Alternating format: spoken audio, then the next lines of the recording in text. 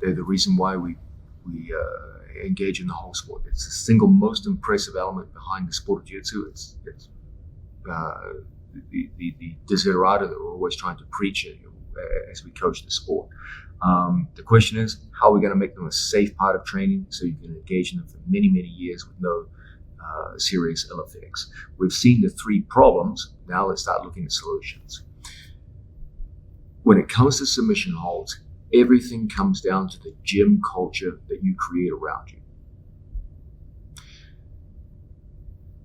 What I like to see built into gym culture are two things: camaraderie and control. If you can build a gym culture built around camaraderie and control, the number of joint lock injuries in your training room will dramatically decrease. You can get a sense of what training will be like in a gym within minutes of entering into it. When there's an overly competitive atmosphere, when there's an atmosphere where certain cliques have developed, where certain athletes don't get along with other athletes, and there's a kind of a hyper-competitive mode where certain people don't get along, there's always going to be problems. It's only a matter of time. Okay.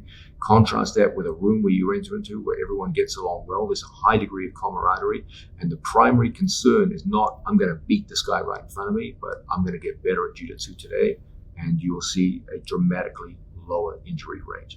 Now, let's start putting this into a practical context.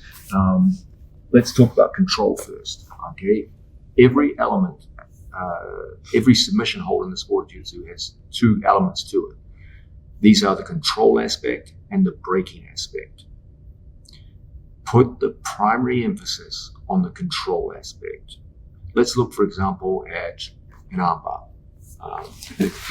In the Jujigatami. Okay, here's the armbar Jujigatami. We'll face the camera, guys.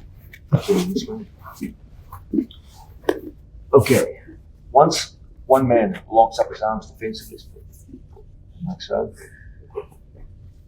there's two elements here. There's a sense in which, yes, the Jujigatami position gives you the ability to break the arm. If you separate the arms and you start to extend, okay, the first lesson I want you to understand, the difference between extension versus hyperextension, okay? Here we have an extended arm.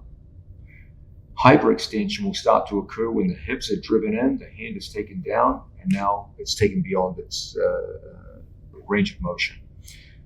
Teach your students and understand yourself, if you're just a student working with your friends, understand the difference between extension and hyperextension. It's okay to extend an arm, it's not okay to hyperextend an arm. Same thing with any kind of linear lock, like a knee bar or any other kind of straight lock like so. Okay, so what we always preach in the gym when we work potentially dangerous positions like this, you can extend the arm, but you can't hyperextend it. Okay, so that's your first safety rule. Understand the difference.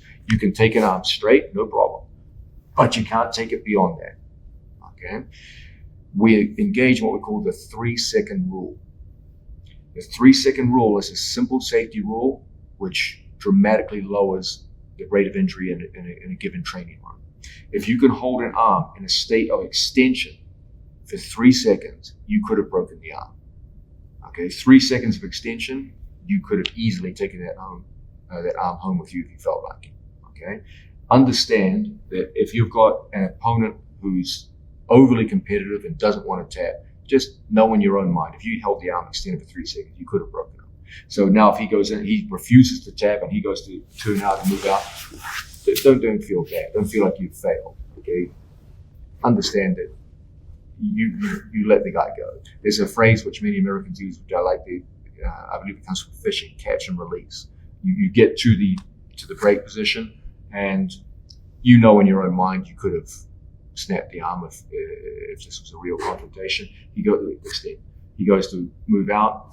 You release it, and then you go into another submission hold, say for example triangle. Good. You hold, he's refusing to tap, good. Then you turn it into an armbar. Good, you hold for 3 seconds, then you extend it out. He's not tapping, now you turn it into a leg lock. You go through, put him down. Good. And in this sense, you're playing with submission holds through time. You're getting to the submission hold, exhibiting control for 3 seconds, knowing damn well that if this was a real situation, you had 3 seconds of control on an extended limb, you could have easily broken it. and you just play from submission to submission.